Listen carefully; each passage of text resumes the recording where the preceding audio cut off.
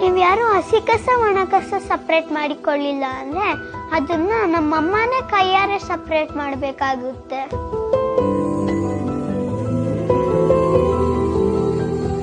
ಅಷ್ಟೊಂದು ಗಲೀಜು ವಾಸನೆ, ನಮ್ಮಮ್ಮಂಗೆ ಮನೆಗೆ ಬಂದು ಊಟ ಮಾಡಕ್ಕೆ ಕಷ್ಟ ಆಗುತ್ತೆ.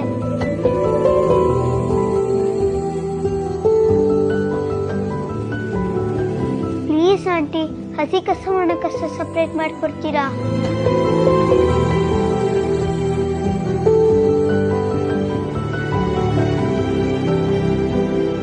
ನಮ್ಮಮ್ಮನೂ ಊಟ ಮಾಡ್ಬೇಕಲ್ವಾ ಆಂಟಿ?